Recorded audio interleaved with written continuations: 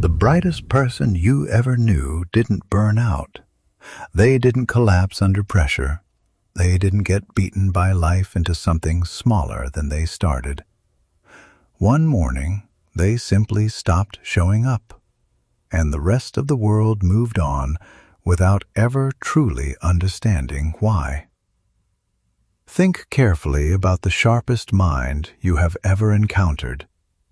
Maybe it was someone from your university years, wickedly intelligent, unlike anyone else in the room, carrying ideas that operated on a frequency the rest of the class couldn't tune into.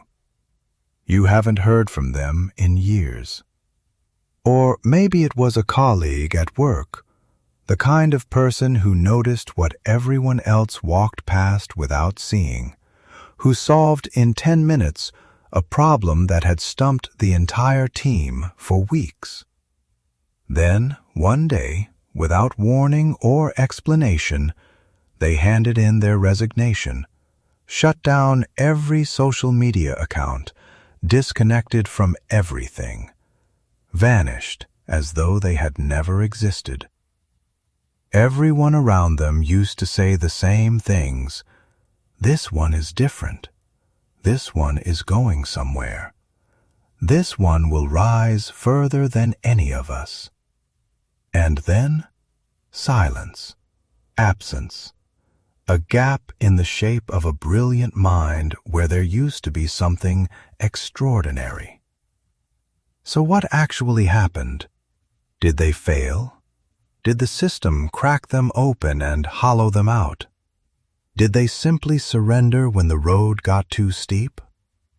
Carl Jung's excavations into the deepest layers of human psychology reveal a truth that will permanently alter the way you see this. Highly intelligent, deeply perceptive people do not disappear because they were defeated. They disappear because society spent years relentlessly trying to transform them into someone they fundamentally are not. And one day, with complete clarity, they chose to stop performing that role. They walked off the stage, not in defeat, not in shame, in absolute, devastating clarity. And if you have ever felt that same pull yourself, that quiet and persistent ache to retreat, to withdraw, to sever yourself from a world that never quite felt like it was built for you, then Jung's work is speaking directly to you. There is nothing wrong with you. What you are experiencing is the most rational response a genuinely conscious mind can produce when the environment around it insists on penalizing you simply for being exactly who you are. This pattern has written itself across centuries, in field after field, life after life. Jung himself retreated to his legendary tower in Bollingen, building it with his own hands, stone by stone, working in profound and intentional isolation. Gregory Perelman solved one of the most forbidding problems in modern mathematics, turned down a $1 million prize without hesitation, and deleted himself entirely from academic life. Bobby Fischer ruled the chess world with absolute dominance, then sentenced himself to paranoid exile and disappeared. Emily Dickinson crafted poetry that would permanently reshape literary history, almost entirely within the four walls of her bedroom, seeing almost no one, publishing almost nothing during her lifetime. The pattern is undeniable. History's most luminous minds did not claw their way toward social visibility. They quietly, deliberately, walked away from the crowd, every single time. So what are the deep psychological forces that make this withdrawal not merely possible, but, for certain kinds of minds, completely inevitable? Today on Jung Philosophy, I'm going to walk you through exactly why the most gifted and perceptive people vanish silently from our lives. This is Jung's most unsettling truth about the disappearance of the intellectual, and it will very likely illuminate feelings inside you that you have never been able to fully name. Carl Jung permanently altered the landscape of psychology with his discovery of the collective unconscious. This is a shared mental architecture that every human being inherits at birth, without exception or choice. It consists of beliefs, instincts, and deeply embedded social patterns wired into the mind long before conscious thought begins to form. It is the invisible wall behind every unspoken cultural rule, every mechanism that enforces conformity without ever announcing it is doing so. But what Jung identified, the recognition that altered everything, was this: the overwhelming majority of people never move beyond the perimeter of the collective unconscious. They think what their culture, their family, and their surroundings have instructed them to think. They desire what advertising has conditioned them to desire. They believe what authority has programmed them to believe. And the most disorienting detail of all, they have absolutely no awareness that any of this is occurring. They are sincerely convinced that their thoughts are original, independent, and entirely their own. In truth, they are replaying pre-installed social recordings over and over, without variation, without examination. Jung called this living in identification with the collective. Everyone wears the same invisible mental uniform. Everyone performs the same unwritten script. But those who carry genuine intelligence naturally overflow the edges of that programming. They scrutinize the inherited certainties others treat as self-evident. They perceive the hollow scaffolding behind the social arrangements everyone else accepts without question. They recognize that what the majority treats as unshakable reality is, in fact, a vast and carefully maintained illusion that holds its shape only because enough people have agreed, without ever being asked, to stop questioning it. Jung called this process of awakening individuation, the journey of becoming your authentic self rather than a cheap replica assembled from surrounding expectations. And this is precisely where the serious problems begin.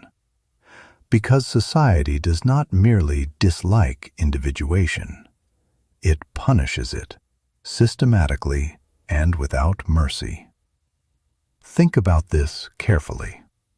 When you meet someone physically stronger than you, admiration is natural.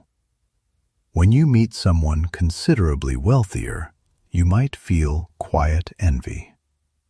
But when you encounter someone who is clearly and unmistakably more intellectually capable than you, something entirely different and far darker is triggered in the human brain. Neuroscientific research explains precisely why. When people feel mentally outpaced, the amygdala, the brain's fear and threat processing center, fires like a full-scale emergency alarm.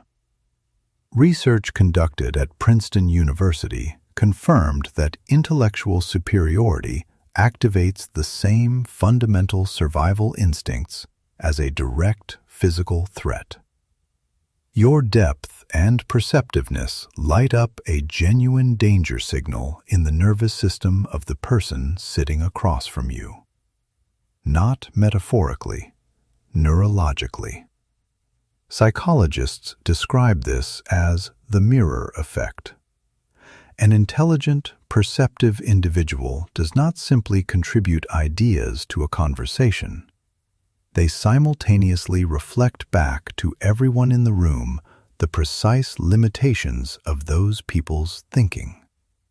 Your presence makes the intellectual ordinariness of the surrounding environment visible, and people will go to extraordinary lengths to shield their egos from that exposure.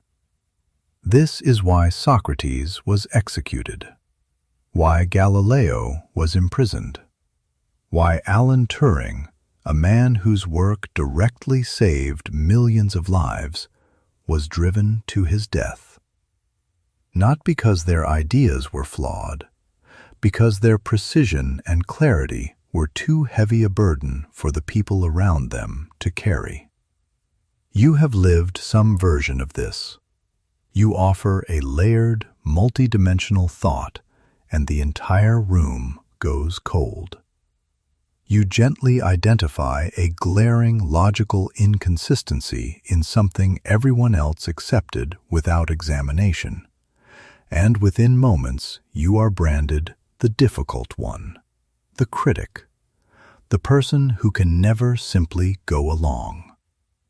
You try to steer a discussion somewhere deeper, and it gets redirected by a shallow joke within seconds.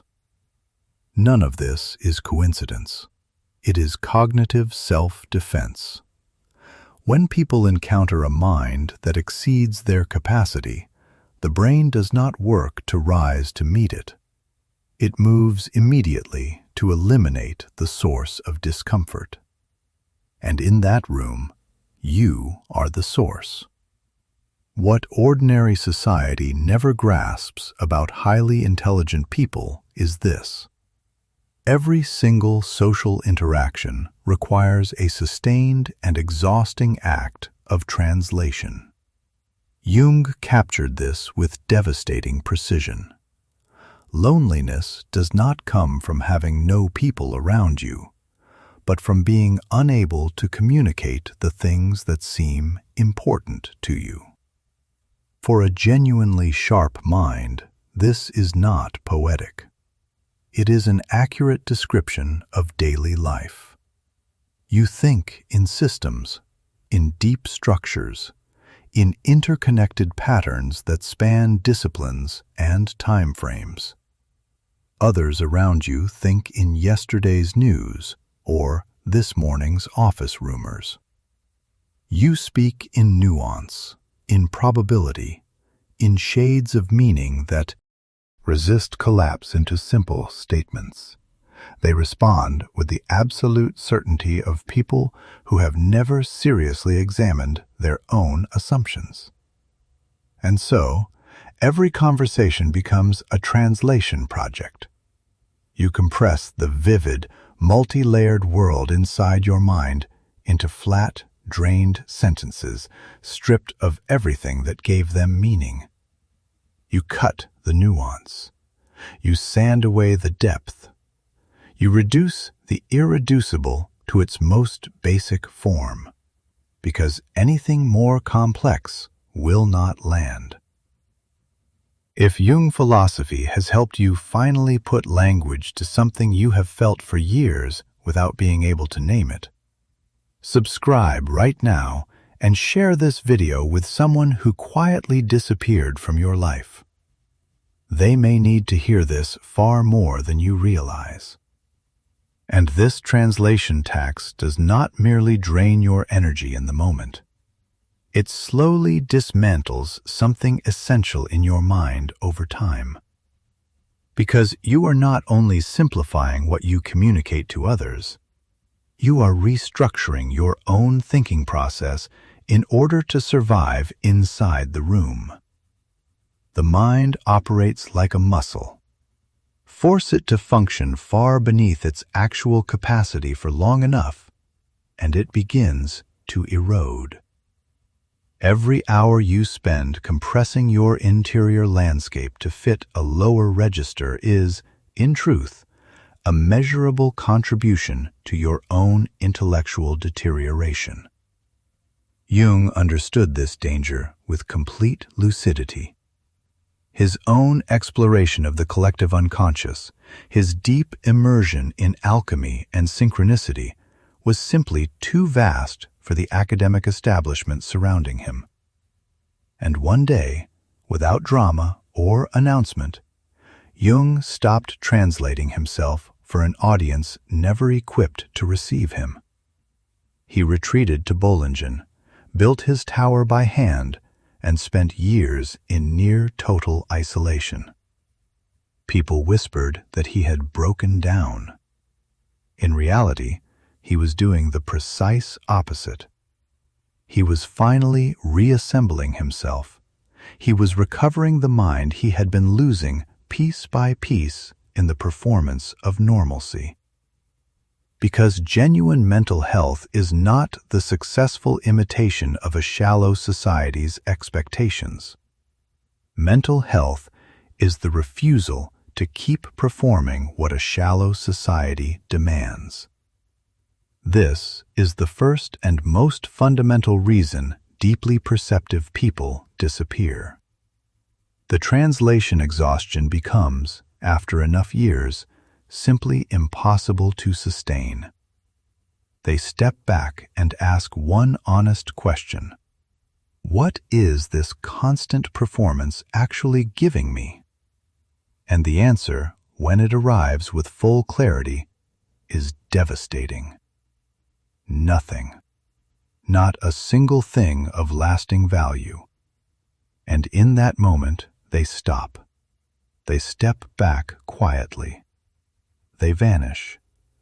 Not because they lost, but because they finally saw everything clearly enough to understand that continuing was the real loss. Jung gave us another concept that illuminates this disappearance with equal force: the persona. This is the invisible mask you wear when you move through the social world. The polished version of yourself constructed specifically to remain acceptable to the people around you. For most people, the distance between their persona and their actual self is minimal. The mask sits naturally. It doesn't chafe. But for those with higher intelligence and deeper self-awareness, the chasm between the persona society demands and who they genuinely are is bottomless.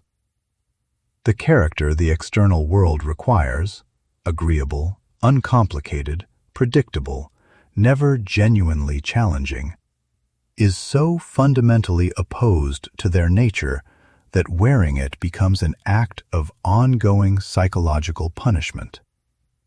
They swallow the questions pressing hard against the inside of their chest.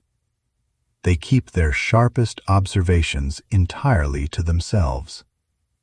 They pretend not to notice the contradictions that the people around them choose every single day to overlook. Jung wrote that the greatest privilege available to any human being is to become who one truly is.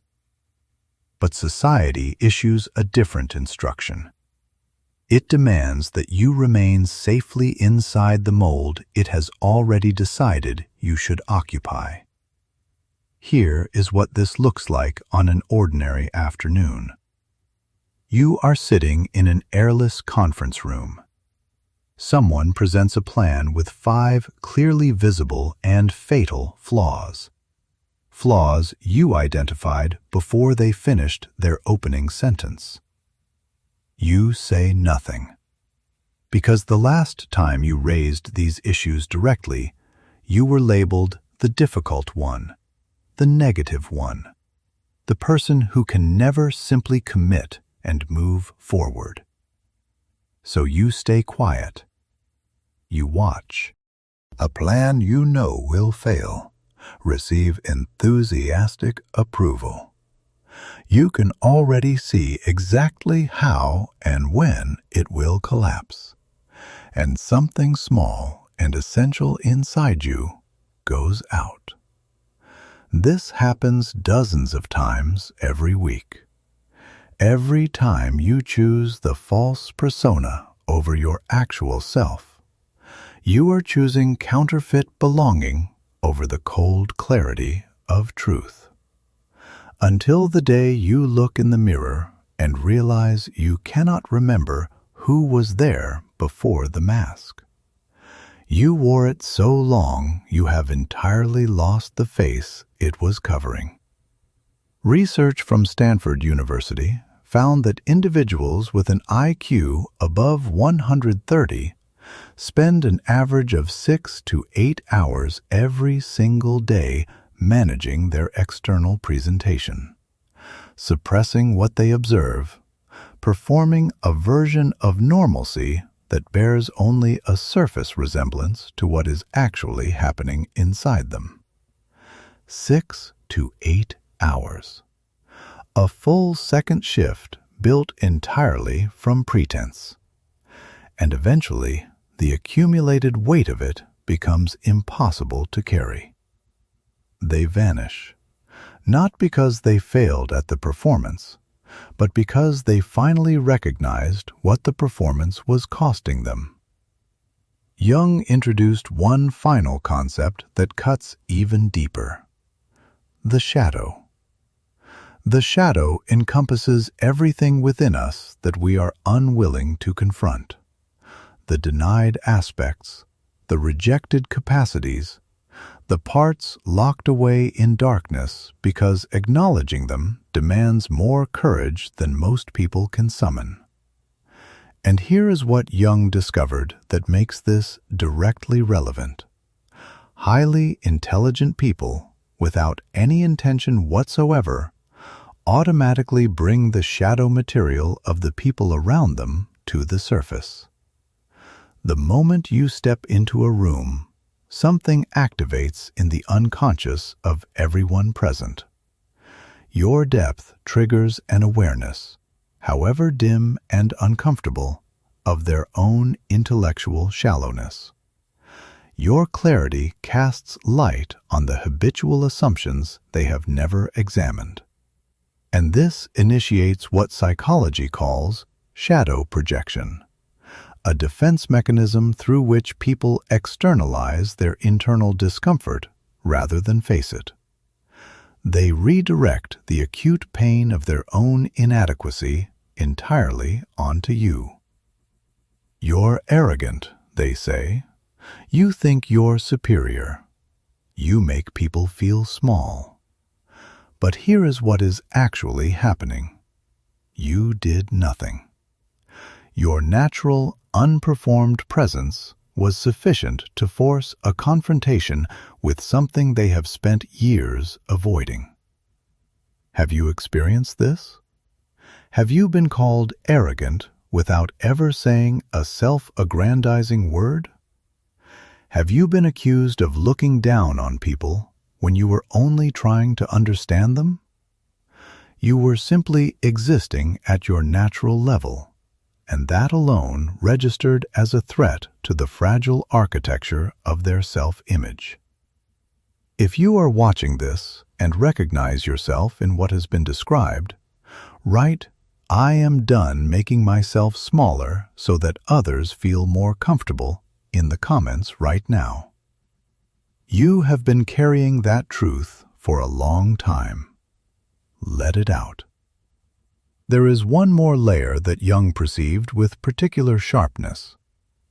If your mind possesses the capacity to read patterns, to see through the surface of events to the mechanisms actually driving them, then human behavior becomes almost entirely predictable to you. And for a sharp, stimulus-seeking mind, predictability is a form of slow cognitive death. Jung wrote, "Thinking is difficult. That's why most people judge."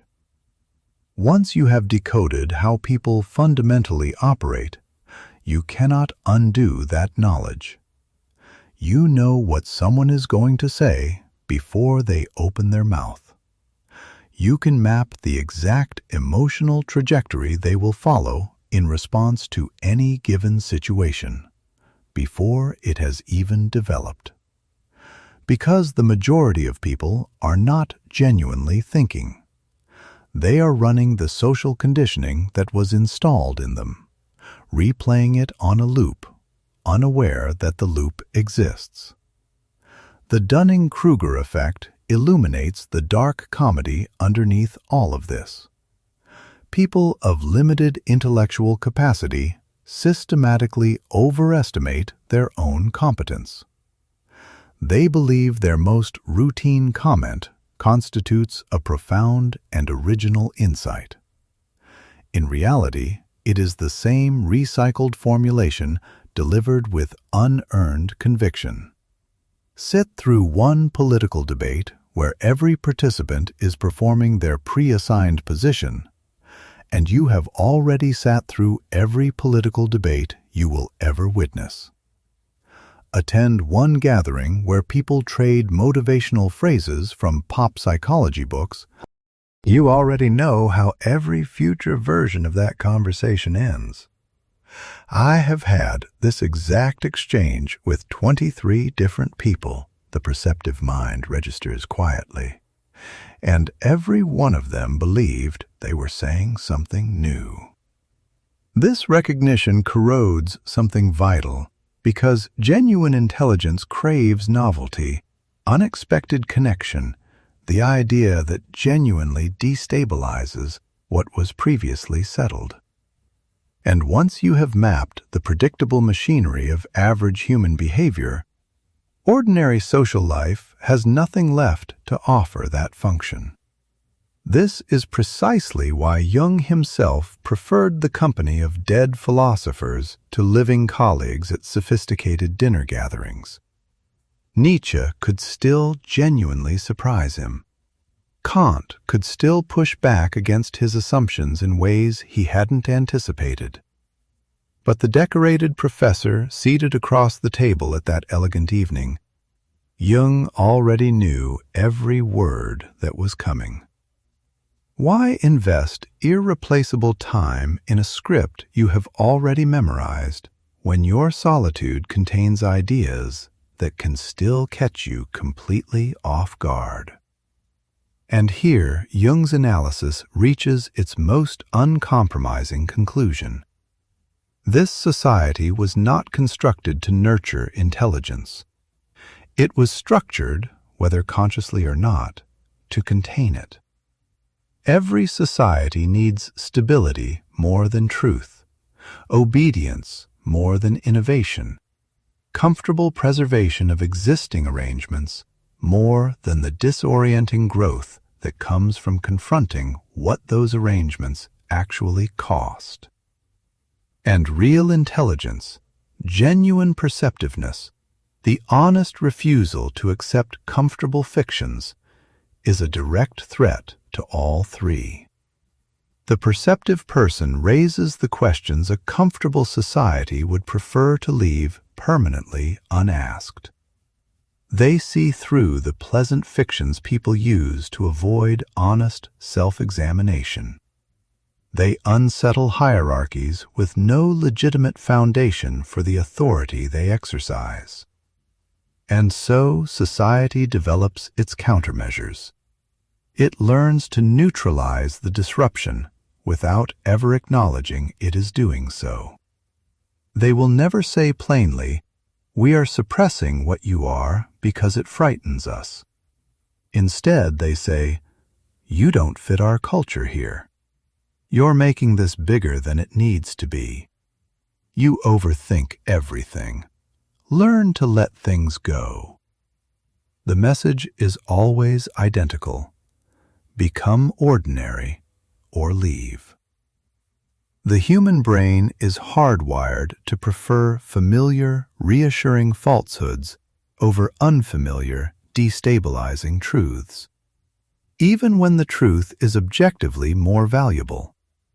The brain's deep instinct toward preserving its existing model always asserts itself.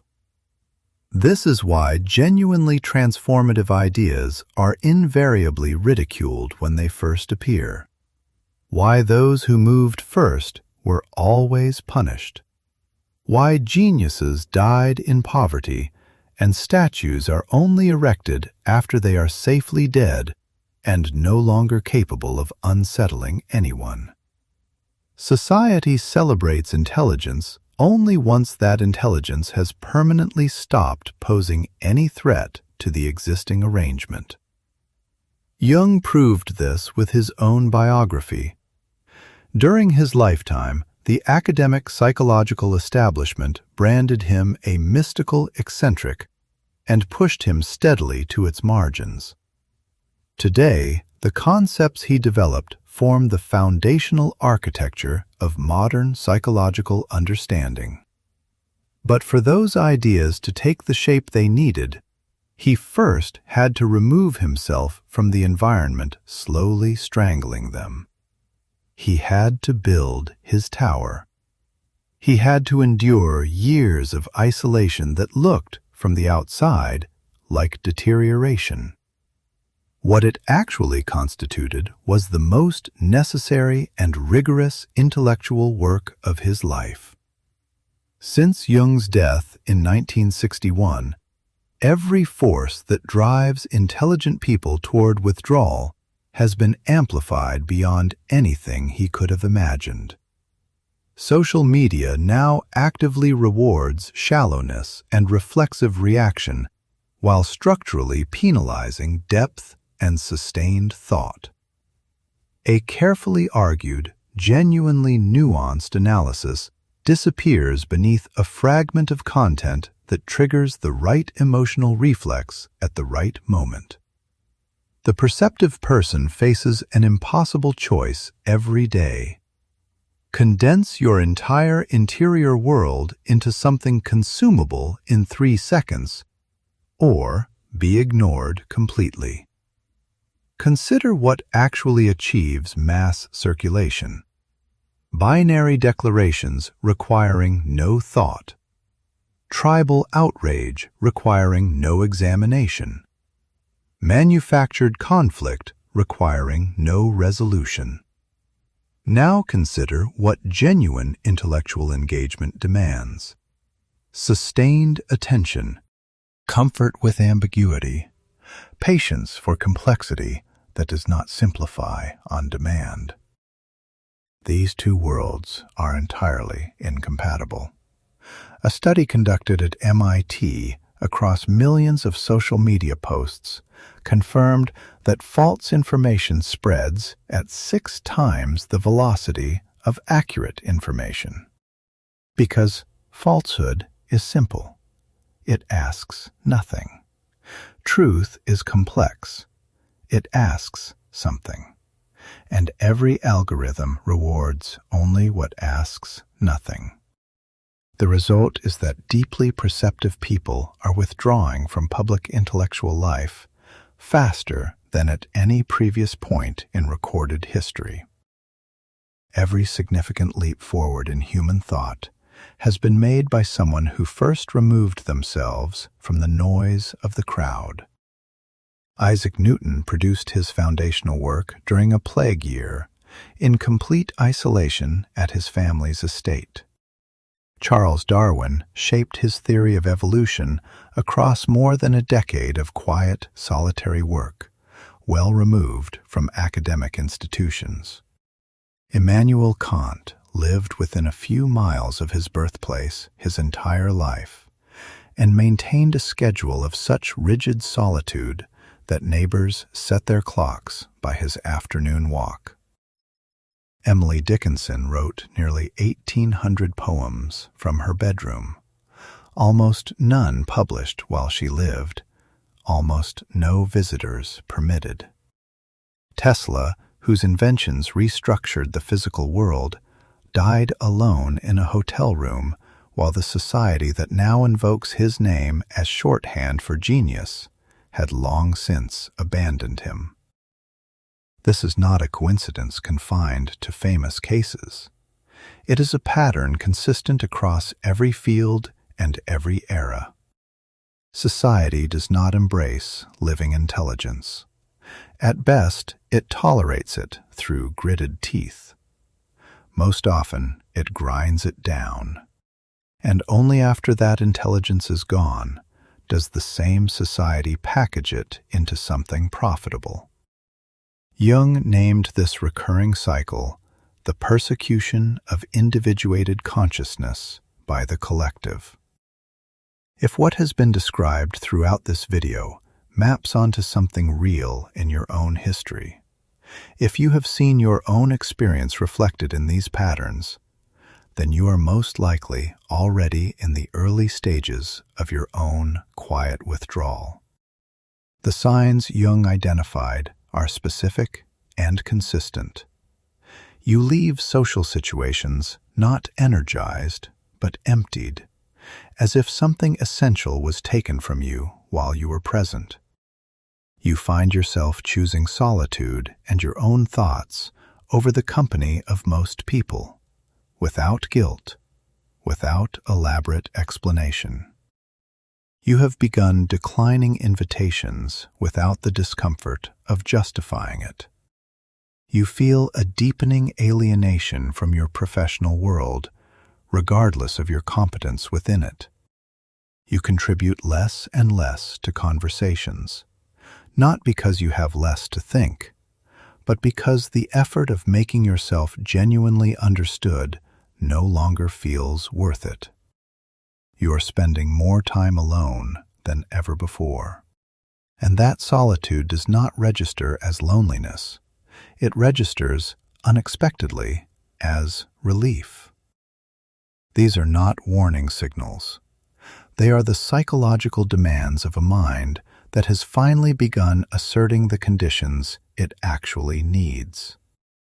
A significant study published in the British Journal of Psychology found with statistical clarity that individuals with higher measured intelligence report substantially lower life satisfaction the more frequently they socialize. The researchers' conclusion was unambiguous. The more intelligent a person is, the less they gain from ordinary social interaction, and the more it costs them. Your mind operates on a distinct frequency. It requires different stimulation, different depths. The crowded and noisy external world cannot provide what you actually need. The real question is not whether you will eventually step back from the performance. If you are genuinely perceptive and intellectually alive, that withdrawal will come. The question is only when. What actually matters is whether it arrives unconsciously, as a slow erosion you don't understand until it's already happened, or whether you step into it deliberately, with full awareness and clear intention. Jung's answer to that question was unambiguous. A conscious withdrawal, a chosen retreat into the conditions that allow your mind to function at its actual capacity, is one of the most psychologically healthy and ultimately most generative things a human being can undertake. Here is what Jung understood in the most honest passage of his own years of darkness. Deeply perceptive people do not disappear to escape failure. They disappear to escape being made to fail. Society asks them, without pause or apology, to compress their thinking, to hide the full weight of what they perceive, to perform a simplicity that is a lie. Complying with those demands guarantees one specific outcome: never becoming who they were actually here to be. Never making the contribution their mind was quietly built to make.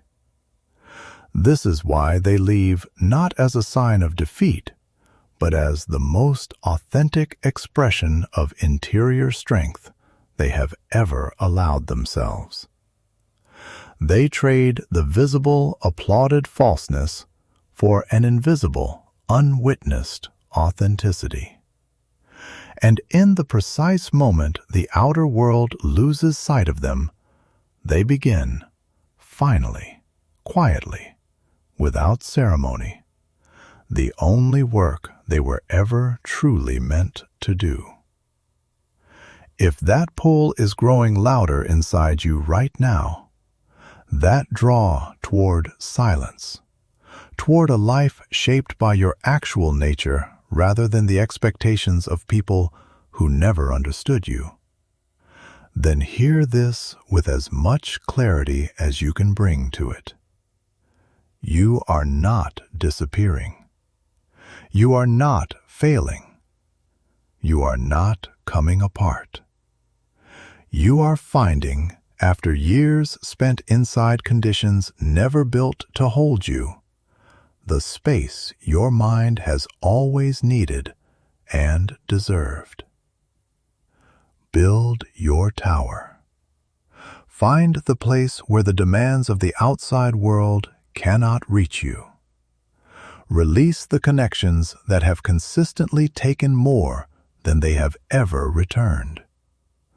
Walk away from the environments that reward performance over vision, conformity over genuine contribution, and surface compliance over the kind of deep, honest thinking the world desperately needs but rarely has the courage to ask for.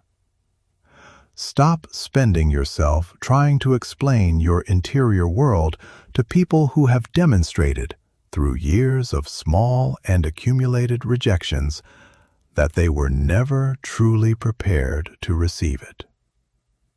The energy you have been pouring into being understood by the wrong people belongs to your actual work.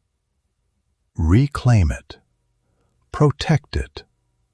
Let it go only where it can genuinely take root.